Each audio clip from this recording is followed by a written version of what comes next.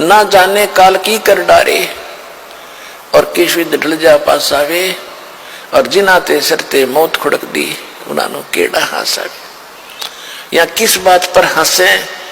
अभी हंस रहे हैं, थोड़ी देर में ना जाने के घर में कहर टूट जाए या आप पर कोई आपत्ति आ जाए तो किस बात पर हंसे? या ना जाने काल की कर डारे और किस विद ढल जा पास आवे और जिनाते सरते मौत खुड़क दी। 1 मिनट का भरोसा नहीं कब मर जा उन्होंने केड़ा हंसावे।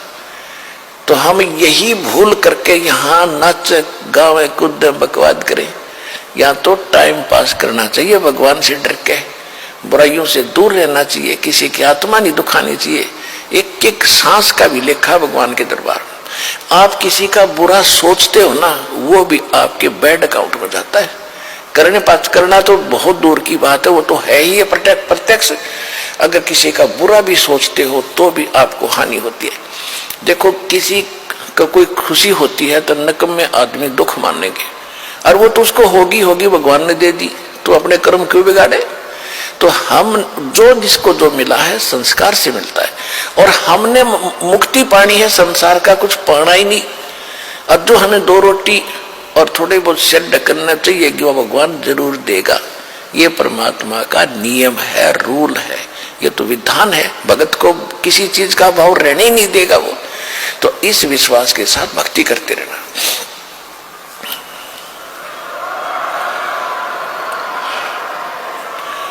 अब फिर नानक जी से पूछा करते थे कि क्या आप सदा ऐसे ही रहते हो कि नहीं? जब जिन भक्तों को मैंने ज्ञान सुनाया है, पहले केवल 5 नाम देते थे और नाम सतनाम किसी को नानक साहब जी ने नहीं दिया। और वो उस 5 नाम कौन से हैं जो दास आपको देता है? अब को 7 देने थे, पहले 5 देते थे। पहले और लास्ट वाला नाम पहले नहीं दिया जाता था। तो उन 5 नाम से क्या होता है कि आपको सांसारिक सुख मिलेंगे और भक्ति आपकी इतनी बन जाएगी कि उससे मनुष्य जीवन होते रहेंगे आपके। तो वो ऐसा बीज बोगे थे उस समय, उस भक्ति और दान धर्म करवा के, भंडारे आदि करवा के, कि उनको इतना चार्ज कर गए थे कि वो भक्ति करते हुए आ रहे हैं, मनुष्य जीवन पा रहे थे। अब आके इस समय में अब इनको कंप्लीट कोर्स दे देंगे। और वही आत्माएं जो पहले तो भगवान में आस्था भी बनी रही, भक्ति और दान धर्म करते जो भंडारे कराया करते थे वो महापुरुष, और आज वो मनुष्य जीवन प्राप्त करते हुए आ रहे हैं। उनका जल्दी भक्ति घर कर जाती है जो मनुष्य जीवन से ही मनुष्य जीवन पाकर आगे आए हैं। इसी प्रकार 64 लाख परमात्मा के शिष्य हुए थे कबीर जी के 600 वर्ष पहले, उनको भी ऐसी चार्ज कर गए थे। वही आत्माएं हैं आप जी जो अब यहाँ भक्ति के लिए भटक रहे हो। आपको मनुष्य जीवन मिलते हुए आ रहे थे, वो इतने दयालु हैं, आपको चार्ज कर गए थे ताकि आप इस समय तक आ जाओ, मनुष्य जीवन प्राप्त करते कराते आस्था बनी रहे भक्ति की। अब आप ठहगे भगवान के, अब आपको पार कर देंगे सारा कंप्लीट कोर्स दे करके। इसी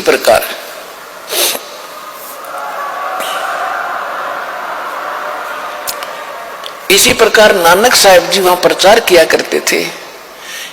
एक नानक जी तो ये सत्य ज्ञान बताने वाले और लाखों की संख्या में भ्रमित करने वाले। तो ये परमात्मा का ऐसा ज्ञान है कि एक बार समझ में आ गया सारा संसार एक तरफ और भगवान का भक्त इस ज्ञान का जानने वाला एक तरफ, वो डट से मस नहीं हो सकता। फिर भी नानक साहब जी कहते हैं कि मैं साध नले साढ़े शादी होंदी, शादी माने खुशी, साध नले साढ़े शादी होंदी विछड़ जांद लगीरी वे, अख दे नानक सुनो जिहाना मुश्किल हाल फकीरी वे। फकीरी माने भक्ति साधना, संसार से विरक्त होना, ये बड़ी मुश्किल की बात है। कहते हैं मैं खुश होता हूं जब मेरे भक्त जिनको मैंने ज्ञान दिया है, भक्ति दी है, नाम दिया है, ये जब वापस आते हैं सत्संग में, महीने में 15 दिन में जब महीने में सत्संग करते थे, कि जब ये न्यू के न्यू आ जाते हैं सत्संग में मेरे पास, तो मेरी खुशी का ठिकाना नहीं रहता। मुझे विश्वास रहता है कि ये बच्चे भगवान के मुश्किल से जोड़े हैं ज्ञान गुण समझा के, और ये ठीक ठाक वापस आ गए मेरे पास, तो किसी भ्रमित करने वाले नकली काल के दूत के फंसे नहीं। यानी परमात्मा के बाग में कोई दीमक लगा नहीं, कोई कीड़ा नहीं लगा, ये पौधे सुरक्षित हैं, तो मेरी खुशी का ठिकाना नहीं।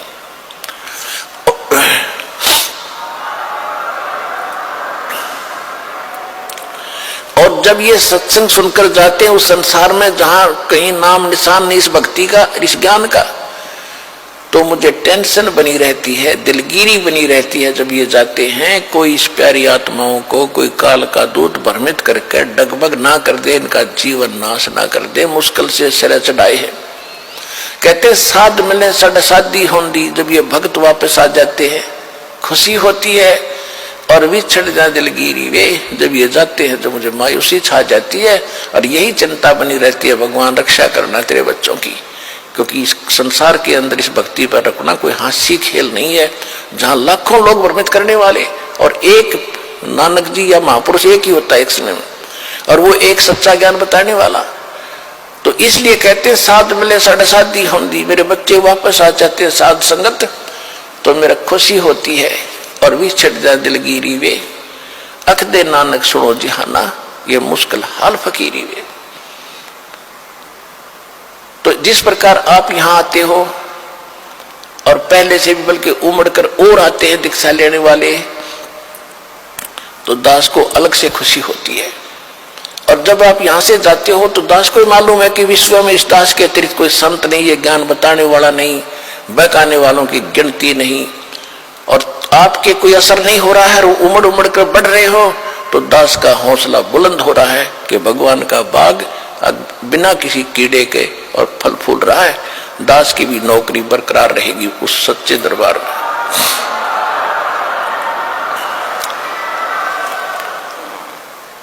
तो इस प्रकार इस गंदे लोक में हम क्या नाचे और क्या गावेंगे।